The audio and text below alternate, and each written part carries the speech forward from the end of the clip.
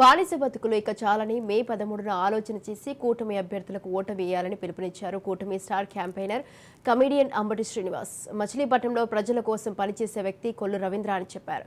గతంలో మంత్రిగా పనిచేసిన కొల్లు రవీంద్ర మచిలీపట్నం ప్రజలకు ఎన్నో సేవలు అందించారని గుర్తు చేశారు. ఈ 5 ఏళ్ల వైసీపీ పాలనలో కొల్లు రవీంద్రను అనేక ఇబ్బందులు పెట్టిందన్నారు. చీమకు కూడా హాని చేయని కొల్లు రవీంద్రపై అనేక అక్రమ కేసులు పెట్టి వేధించారన్నారు.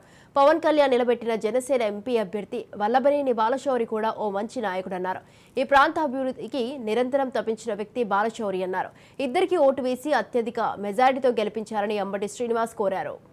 అందరికీ నమస్కారం.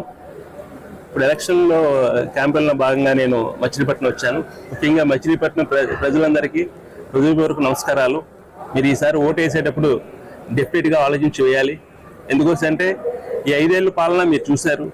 ఒక బానిస బ్రతుకును అనుభవిస్తున్నారు. ఒక విధంగా చెప్పాలంటే ఈ బానిస బ్రతుకు నుంచి బయటికి రావాలంటే మీకు ఒకే ఒక ఆధారం ఓటు. మన మచిలీపట్నం నియోజకవర్గంలో ఎమ్మెల్యేగా మన కొల్లు రవీంద్ర గారు పోటీ చేస్తున్నారు. ఆయన గతంలో మినిస్టర్గా కూడా చేశారు. చాలా సేవలు అందించారు. ఆయన గురించి మీ అందరికీ తెలుసు. ఎన్నో సేవలు అందించారు. గత 5 ఏళ్ళుగా ఆయనకి ఎంత ఇబ్బంది పెట్టారో కూడా మీ అందరికీ తెలుసు. ఆయన పట్ల సానుకూలంగా ఆలోచించి డెఫినెట్గా మీరు సైకిల్ గుర్తు మీద ఓటేసి మన కొల్లు రవీంద్ర గారికి అత్యధిక మెజార్టీ ఇవ్వాలని మనస్ఫూర్తిగా కోరుకుంటున్నాను.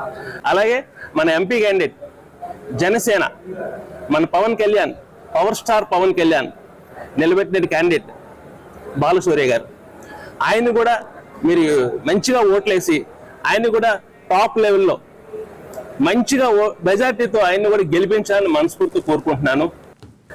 అందరికీ నమస్కారం.